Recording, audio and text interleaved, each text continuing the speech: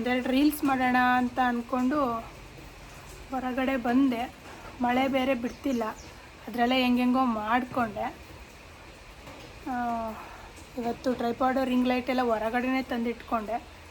ಹೊರಗಡೆ ಒಂದೆರಡು ಮಾಡೋಣ ಅಂತ ಅಂದ್ಕೊಂಡೆ. ಮಳೆ ನಿಂತರೆ ಚೆನ್ನಾಗಿರುತ್ತೆ, ಒಂಥರ ಏನು ಗ್ರೀನರಿ ಎಲ್ಲ ಸಖತ್ ಚೆನ್ನಾಗಿದೆ ಅಲ್ವ ಇವಾಗ ಹೊರಗಡೆ ಚಂದ. ಮಾತ್ರ ಹಂಗಂತ ಎಲ್ಲೂ ಹೋಗಿಲ್ಲ ನಾವೇನು, ಇವಾಗೆಲ್ಲೂ ಹೋಗೋದು ಇಲ್ಲ ಅರ್ಜೆಂಟಿಗೆ. ಮಳೆಗಾಲದಲ್ಲೆಲ್ಲ ಸ್ವಲ್ಪ ಔಟ್ಸೈಡು ಟ್ರಿಪ್ ಎಲ್ಲ ಮಾಡಬಾರ್ದು, ಏನಂದರೆ ನೀರಿನ ಜಾಗಗಳಿಗೆ ಅಲ್ಲೆಲ್ಲ ಹೋಗಬಾರ್ದು. ಅಂದ್ರೂ ತುಂಬ ಜನ ಹೋಗ್ತಾ ಇದ್ದಾರೆ, ಜಲಪಾತ ಅಲ್ಲೆಲ್ಲ ನೋಡೋದಕ್ಕೆ, ಫಾಲ್ಸ್ ನೋಡೋದಕ್ಕೆಲ್ಲ ಹೋಗ್ತಾ ಇದ್ದಾರೆ. ಹೋಗಬಾರ್ದು ಲೆಕ್ಕಾಚಾರದಲ್ಲಿ, ಯಾಕೆಂದರೆ ನಾವೇನೇ ಟ್ರಿಪ್ಪು ಆ ಥರ ನೀರಿಂದೆಲ್ಲ ಟ್ರಿಪ್ಪು ನೀರಿರೋ ಜಾಗಕ್ಕೆ ಹೋಗೋದಿದ್ರೆ ಯಾವಾಗ ಹೋಗ್ಬೇಕು ಗೊತ್ತಾ, ಡಿಸೆಂಬರು ಮತ್ತು ಜನವರಿ ಹತ್ತತ್ರನೇ ಮುಗಿಸ್ಕೊಬೇಕು. ಹಾಗಾಗಿನೇ ಸ್ಕೂಲ್ ಟ್ರಿಪ್ಗಳೆಲ್ಲ ಡಿಸೆಂಬರು ಮತ್ತು ಜನವರಿಲೇ ಮುಗಿಸ್ಕೋತಾರೆ. ಯಾಕೆ ಅಂದರೆ ನೀರಿಂದು ಏನು ಪ್ರವಾಹ ಅದೆಲ್ಲ ಏನಿರುತ್ತೆ ಅದೆಲ್ಲ ಆ ಟೈಮಲ್ಲಿ ಮಳೆ ಇರಲ್ವಲ್ಲ, ಹಂಗಾಗಿ ಆ ಟೈಮಲ್ಲಿ ಸ್ವಲ್ಪ ಕಮ್ಮಿ ಇರುತ್ತೆ ಅನ್ನೋದಕ್ಕೋಸ್ಕರನೇ ಟ್ರಿಪ್ ಅಂತ ಮಾಡಿರೋದು.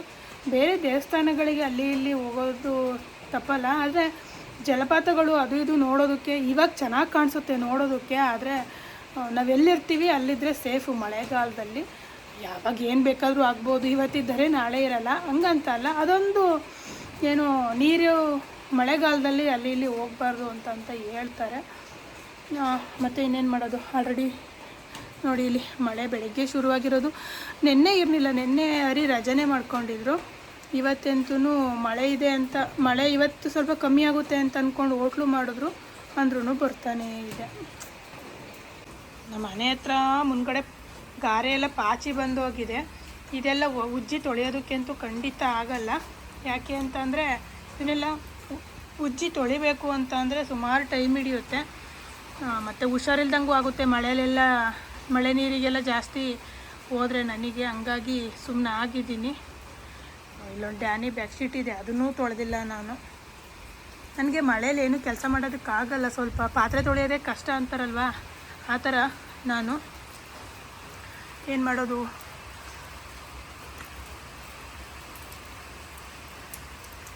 ಟ್ರೈಪಾಡ್ ಎಲ್ಲ ಒಳಗಡೆ ಇಡೋಣ.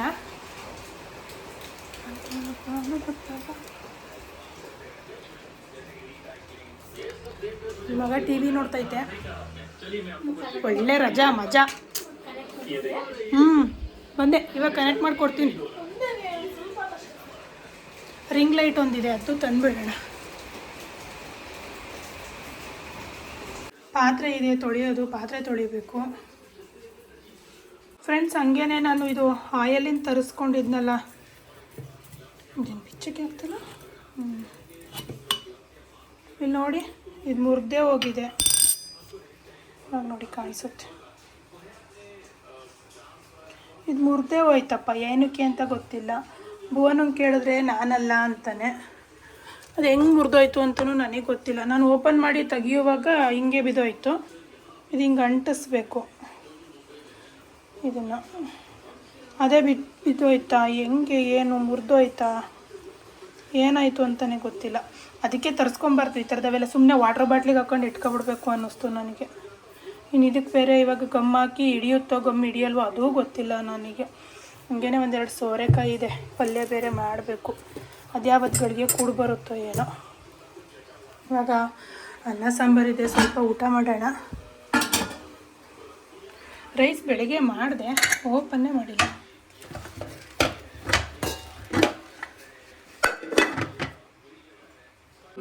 ನನ್ನ ಮಗನಿಗೆ ಒಳ್ಳೆ ರಜೆ ಇವಾಗ. ಟಿ ವಿ ನೋಡು, ಮಲಕ್ಕೋ. और 15 साल सेल्स में काम किया। नीचे आपका कैफे फ्रेंच लोगों से भरा हुआ है, तो ये बताइए कि क्या भारतीयों को भी ये ब्रेड पसंद है? हाँ, पसंद करते हैं। यहाँ हमेशा कई फ्रेंच लोग आते हैं और बैंगलोर, दिल्ली और चेन्नई से कई भारतीय भी आते हैं। तो इस जगह की मेन्यू की जो खास डिश है वो है सॉल्टेड लेमन पिकल प्रॉन। ये है अरुण और अशोक, जो सफेद कपड़ों में है, वो यहाँ शेफ है और वो हमें बताएंगे कि ये कैसे बनता है। अदरक, लहसुन और शलौट। ಫ್ರೆಂಡ್ಸ್, ಈ ಒಂದು ವಿಡಿಯೋನ ಸ್ವಲ್ಪ ಸಮಾಧಾನದಿಂದ ಒಂಥರ ಖುಷಿ ಅಂತ ಹೇಳ್ಬೋದು. ಆ ಒಂದು ಭಾವನೆಯಿಂದ ಮಾಡ್ತಾ ಇದ್ದೀನಿ. ಏನಪ್ಪ ಅಂದರೆ 2020 ಆ ಟೈಮಲ್ಲಿ ನಾನು ಒಂದು ಮೊಬೈಲ್ ತಗೊಂಡೆ. ಯಾವುದಪ್ಪ ಅದು ಅಂದರೆ ಒಂದು ಸ್ವಲ್ಪ ಟ್ರೆಂಡ್ ಇತ್ತು ಆವಾಗ. ಯಾವುದು OnePlus ಮೊಬೈಲ್ನ ತೊಗೊಂಡೆ. ನಾನು ತೊಗೊಂಡಿದ್ದ ಮೊಬೈಲು OnePlus 8T ತೊಗೊಂಡಿದ್ದು. ತೊಗೊಂಡಿದ್ದು ಯೂಸ್ ಮಾಡೋದಕ್ಕೆ ಅಂದರೆ ಕ್ಯಾಮ್ರಾ ಕ್ವಾಲಿಟಿ ಚೆನ್ನಾಗಿದೆ ಅಂತಲೇ ತೊಗೊಂಡಿದ್ದು. ನನಗೆ ಕ್ಯಾಮ್ರಾ ಕ್ವಾಲಿಟಿನೇ ಬೇಕಿತ್ತು. ನಾವು ಆ ಟೈಮಲ್ಲಿ ಕಾರೆಲ್ಲ ಪರ್ಚೇಸ್ ಮಾಡ್ತಾಯಿದ್ವಿ. ಹಾಗೆ ನಮ್ಮ ಬ್ರದರ್ ಮದುವೆ ಎಲ್ಲ ಇತ್ತು. ಆ ಟೈಮಲ್ಲಿ ಸ್ವಲ್ಪ ಫೋಟೋ ವೀಡಿಯೋಸ್ಗೆಲ್ಲ ಬೇಕಾಗುತ್ತೆ ಅಂತ ಅಂದ್ಕೊಂಡು ಹೀಗೆ ವಿಚಾರಿಸಿದಾಗ OnePlus ತೊಗೊಳ್ಳಿ, ತುಂಬ ಚೆನ್ನಾಗಿದೆ ಕ್ಯಾಮೆರಾ ಅಂತ ಹೇಳಿದ್ರು ಅಂತ ತೊಗೊಂಡೆ. ಆವಾಗಿನ ಹೆಲ್ತ್ಗೆ ಅದು ಚೆನ್ನಾಗಿದೆ ಅಂತಲೇ ಅನ್ನಿಸ್ತಾ ಇತ್ತು. ನಾನು ಅಕ್ವಾಮೆರನ್ ಕಲರ್ ಬರುತ್ತಲ್ವ, ಆ ಥರದನ್ನು ಪರ್ಚೇಸ್ ಮಾಡಿದ್ದು ಆಗ. ಅದು ನಾನು ತೊಗೊಂಡಾಗ ನಾನು ಏನು ಆನ್ಲೈನಲ್ಲಿ ತರಿಸ್ಕೊಳ್ಳಿಲ್ಲ, ಇಲ್ಲೇ ಶಾಪಲ್ಲೇ ತೊಗೊಂಡೆ, ಹಾಸನ್ನಲ್ಲೇ ಸಿಟಿ ಒಳಗಡೆ ಒಂದು ಅಂಗಡೀಲಿ. ಎಷ್ಟು 47,000 ಏನೋ ಆಗಿತ್ತು ಆವಾಗ. 47,000 ಕೊಟ್ಟು ನಾನು ಆ ಮೊಬೈಲ್ನ ತೊಗೊಂಡೆ. ಅವಾಗಿನ ಇದಕ್ಕೆ ನನಗೆ ಅದು ಹೈಯೆಸ್ಟ್ ಪ್ರೈಸಿಂದು ಮೊಬೈಲು. ಏನೋ ಅಂದರೆ ನನಗೆ ವೀಡಿಯೋಸ್ ಮಾಡೋ ಆಸೆ, ಫೋಟೋ ತಗೊಳ್ಳೋ ಆಸೆ ಇರೋದ್ರಿಂದ ನಿಂಗೆ ಇಷ್ಟ ಅಲ್ವಾ ತಗೋ ಅಂತಂತ ಹೇಳಿ ಬಲವಂತ ಮಾಡಿ ನನಗೆ ಬೇಡ ಅಂತಲೇ ಹೇಳ್ತಿದ್ದೆ. ನಾನು ಹೇಳ್ತಿದ್ದು ಆ ಒಂದು ಅಮೌಂಟಿಗೆ ಇನ್ನೂ ಸ್ವಲ್ಪ ಆದರೂ ಪರವಾಗಿಲ್ಲ, ಒಂದು ಒಳ್ಳೆ ಇದು ಬರೀ ಕ್ಯಾಮ್ರಾ ತೊಗೊಳ್ಳೋಣ ಅಂತಲೇ ನನಗೆ ಆಸೆ ಇದ್ದಿದ್ದು. ಇವರು ಕ್ಯಾಮ್ರಾ ಆದರೆ ಎಲ್ಲ ಓದ್ ಕಡೆ ಎಲ್ಲ ಎತ್ಕೊಂಡು ಹೋಗಬೇಕು, ಮತ್ತು ಅದು ಹಿಂಸೆ, ಸುಮ್ಮನಿರು ಬೇಡ, ಚಾರ್ಜ್ ಮಾಡಿಕೊಂಡು ಆ ಬ್ಯಾಟ್ರಿಗಳನ್ನ ಇಟ್ಕೊಂಡು ಅದೆಲ್ಲ ಬೇಡ, ಸುಮ್ಮನೆ ಮೊಬೈಲ್ನೇ ತಗೋ ಅಂತ ಹೇಳಿ ಈ ಒಂದು ಮೊಬೈಲ್ ತೊಗೊಳ್ಳುವಾಗ ಹರಿನೇ ಫೋರ್ಸ್ ಮಾಡಿ ತೊಗೊಂಡಿದ್ದು. ತೊಗೊಂಡಾಗ ತುಂಬಾ ಇಷ್ಟ ಆಯಿತು ನನಗೆ, ನಿಜ ಹೇಳಬೇಕು ಅಂತಂದರೆ. ಬಾಬಾ ಅಂದರೆ 1.5 ವರ್ಷ ಯೂಸ್ ಮಾಡಿರ್ಬೋದು. ಅಷ್ಟರಲ್ಲೇ ಆಗ್ಲೇ ಅದ್ರದ್ದು ಮುಂದೆ ಡಿಸ್ಪ್ಲೇ ಮೇಲೆ ಗೆರೆಗಳು ಬಂತು. ನನಗೆ ಏನು ಮಾಡೋದು ಅಂತಲೇ ಗೊತ್ತಾಗಲಿಲ್ಲ ನನಗೆ. ಆಲ್ರೆಡಿ ನಾನು ಯೂಟ್ಯೂಬ್ ಬೇರೆ ಸ್ಟಾರ್ಟ್ ಮಾಡ್ಕೊಂಡ್ಬಿಟ್ಟಿದ್ದೆ. ನನಗೆ ಅದನ್ನು ತೆಗೆದು ಯೂಟ್ಯೂಬ್ ಅಂದರೆ ಇದ್ದಿದ್ದು ಅದೊಂದು ಮೊಬೈಲ್ ಅಲ್ವಾ. ಇವಾಗ ನಾನು ಅದನ್ನ ಮೊಬೈಲ್ನ ರಿಪೇರಿ ಕೊಡಬೇಕು ಅಂತಂದರೆ ಇವಾಗ ಬೇರೆ ಇನ್ನೊಂದಕ್ಕೆ ನಾನು ID ಕ್ರಿಯೇಟ್ ಮಾಡಿಕೊಂಡು ನನ್ನ ಚಾನಲಿನ ವೀಡಿಯೋಗಳೆಲ್ಲ ಹಾಕೋಬೇಕಿತ್ತು.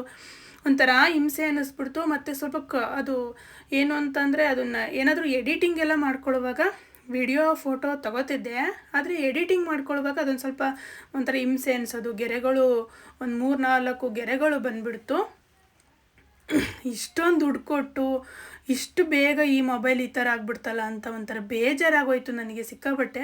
ಅಯ್ಯೋ, ತಿಂದಂಗಲ್ಲ ಉಂಡಂಗಲ್ಲ, 50,000ದವರೆಗೂ ದುಡ್ಡು ಹಾಕಿ ಮೊಬೈಲ್ ಇಷ್ಟು ಬೇಗ ಹಿಂಗೆ ಹಾಳಾಯ್ತಲ್ಲ ಅಂತ. ಅದರಲ್ಲೂ ನಾನು ತುಂಬಾ ನೀಟಾಗಿ ಇಟ್ಕೊಂಡಿದ್ದೆ ಮೊಬೈಲ್ನ, ಜಾಸ್ತಿ ಗಲೀಜಾಗ್ದಂಗೆ ಏನೂ ಒಂದು ಎತ್ತಾಕ್ದಂಗೆ ಎಲ್ಲ ಮಾಡಿ ಇಟ್ಕೊಂಡಿದ್ದೆ. ಹಿಂಗೆ ಇಟ್ಕೊಂಡು ಹಿಂಗಾಯ್ತಲ್ಲ ಮೊಬೈಲು ಅಂತ ಸಖತ್ ಬೇಜಾರಾಯಿತು ನನಗೆ. ನಾನು ಹಾಗೇ ಇಟ್ಕೊಂಡು ಇದೊಂದು ಸ್ವಲ್ಪ ದಿವಸ ಫುಲ್ಲು ಯೂಸ್ ಮಾಡೋಕ್ಕೆ ನೋಡಿದ್ರು, ಅವರಿಗೂ ಆಗಲಿಲ್ಲ. ಕಣ್ಣೆಲ್ಲ ನೋವು ಬರ್ತಿತ್ತು, ಅದು ನೋಡೋದಕ್ಕೆ ಒಂಥರ ಆಗಲ್ಲ ಅಂತ ಅಂದ್ಕೊಂಡು ಒಂಥರ ನಾವು ತೆಗ್ದಿಟ್ಬಿಟ್ವಿ. ಸ್ವಲ್ಪ ಜನ ವಿಚಾರಿಸಿದ್ವಿ, ಅದು ಸರಿ ಹೋಗಲ್ಲ ಅಂತೆ, ಮತ್ತು ಅದ್ರದ್ದು ಏನು ಸರ್ವಿಸಿಂದೆಲ್ಲ ಮುಚ್ಚೋಗಿದೆಯಂತೆ ಅಂತೆಲ್ಲ ಹೇಳಿದ್ರು. ಆಮೇಲೆ ನಮಗೆ ಬೇಜಾರಾಯಿತು, ಹಾಗೇ ತೆಗ್ದಿಟ್ಟಿದ್ವಿ ನಾವು ಸುಮ್ಮನೆ ಮೊಬೈಲ್ ಹಾಗೇ ಒಂದು ಕಡೆ ಇಟ್ಬಿಟ್ಟಿದ್ವಿ, ಅದೇನು ಯೂಸ್ ಮಾಡ್ತಾ ಇರಲಿಲ್ಲ. ಅದಾದಮೇಲೆ ನಾನು ಯೂಟ್ಯೂಬ್ಗೋಸ್ಕರನೇ ಫೋಟೋಗೋಸ್ಕರ ಅಂತಲೇ ಇನ್ನೊಂದು ಮೊಬೈಲ್ನ ಪರ್ಚೇಸ್ ಮಾಡಿಕೊಂಡೆ. ಇದು ಹಂಗೇನೆ ಇತ್ತು, ಅದು ಎಲ್ಲೋ ಒಂದು ಕಡೆ ಸಖತ್ ಬೇಜಾರಿತ್ತು, ಇಷ್ಟು ಕಾಸ್ಟ್ಲಿ ಮೊಬೈಲ್ ಹಿಂಗಾಗ್ಬಿಡ್ತಲ್ಲ ಅಂತ. ಸದ್ಯ ಈಗ ಏನಾಯಿತು ಅಂತ ಅಂದರೆ, ಈಗೇ ಒಂದು ಫಂಕ್ಷನ್ ಇತ್ತು. ಆ ಫಂಕ್ಷನಲ್ಲಿ ಮೀಟ್ ಆದಾಗ ನಮ್ಮ ರಿಲೇಷನ್ ಒಬ್ಬರು ಬೆಂಗಳೂರವರು, ಅವರು ಹೇಳಿದ್ರು ಇಲ್ಲ ನಾನು ಸರಿ ಮಾಡಿಸ್ಕೊಡ್ತೀನಿ ಕೊಡಿ ಅಂತ. ಸಖತ್ ಖುಷಿಪಟ್ಟು ಕೊಟ್ಟು ಕಳಿಸ್ದೆ ನಾನು. ಹರಿನೇ ಕೊಟ್ಟು ಕಳಿಸಿದ್ರು ಅವರು. 1 ವಾರಕ್ಕೇ ರೆಡಿ ಮಾಡಿಸಿ ನಮಗೆ ವಾಪಸ್ ಕಳಿಸ್ಕೊಟ್ರು. ತುಂಬಾ ಖುಷಿಯಾಯಿತು. ಸಾಫ್ಟ್ವೇರ್ ಎಲ್ಲ ಚೇಂಜ್ ಮಾಡಿದ್ರಂತೆ, ಅದೆಲ್ಲ ಗೆರೆಗಳೆಲ್ಲ ಏನಿತ್ತು ಅದೆಲ್ಲ ಹೋಗಿದೆ. ಅಂದರೆ ಮೊದಲಿಗಿಂತನೂ ಮೊಬೈಲ್ದು ಏನೋ ಡಿಸ್ಪ್ಲೇ ಬ್ರೈಟ್ನೆಸ್ಸು ಅದೆಲ್ಲ ಸ್ವಲ್ಪ ಅಷ್ಟು ಇಲ್ಲ, ಆದರೆ ಅದು ಗೆರೆಗಳೆಲ್ಲ ಹೋಯ್ತಲ್ವ, ಇನ್ನೊಂದು ಸ್ವಲ್ಪ ದಿವಸ ಯೂಸ್ ಮಾಡ್ಬೋದಲ್ವ ಅನ್ನೋ ಖುಷಿ ಆಯಿತು ನನಗೆ ಮಾತ್ರ ಸಿಕ್ಕಾಬಟ್ಟೆ. ಆಲ್ರೆಡಿ ಇವಾಗ ಅದನ್ನು ಯೂಸ್ ಮಾಡ್ತಾ ಇದ್ದಾರೆ. ಇದು ವಿಡಿಯೋ ಅವತ್ತೇ ಮಾಡ್ಕೊಂಡಿದ್ದೆ. ನನಗೆ ಅಪ್ಲೋಡಿಂಗಿಗೆ ಏನು ಬೇರೆ ವಿಡಿಯೋಗಳ ಜೊತೆ ಹಾಕೋದಕ್ಕೆ ಟೈಮು ಜಾಸ್ತಿ ತೊಗೊಳ್ತಿತ್ತು, ಅಂದರೆ ಲೆಂತಿ ಜಾಸ್ತಿ ಆಗ್ತಾಯಿತ್ತು ವಿಡಿಯೋದು ಅಂತ ಹಾಕಿರಲಿಲ್ಲ.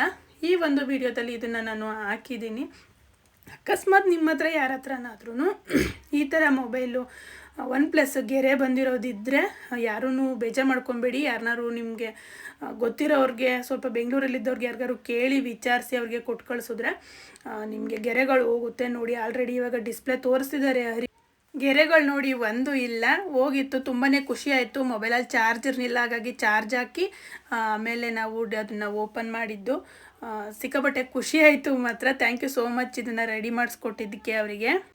ನಂಬಿಕೆ ಇದ್ದವ್ರಂಥವ್ರ ಕೈಯಲ್ಲಿ ಕೊಟ್ಟು ಕಳಿಸಿ ನಿಮ್ಮ ಮೊಬೈಲ್ನ ರೆಡಿ ಮಾಡಿಸ್ಕೊಳ್ಳಿ. ಇಲ್ಲ ನೀವೇ ನನಗೆ ಹಾಸನಲ್ಲಿ ರೆಡಿ ಮಾಡಿಕೊಡ್ತಾರೋ ಇಲ್ವೋ ಅಂತ ಗೊತ್ತಿಲ್ಲ, ಒಟ್ಟಿಗೆ ನಾವು ಬೆಂಗಳೂರಿಗೆ ಕೊಟ್ಟು ಕಳಿಸಿದ್ವಿ, ಅಲ್ಲಿ ರೆಡಿ ಮಾಡಿಕೊಟ್ರು. ಥ್ಯಾಂಕ್ ಯು ಸೋ ಮಚ್ ಇಷ್ಟ ತನಕ ವಿಡಿಯೋ ನೋಡಿದ್ದಕ್ಕೆ. ಯಾರಾದರೂ ಹೊಸ್ದಾಗಿ ನನ್ನ ಚಾನಲ್ ನೋಡ್ತಾ ಇದ್ದರೆ ಸಬ್ಸ್ಕ್ರೈಬ್ ಮಾಡ್ಕೊಂಡು ನೋಡಿ. ಬಾಯ್.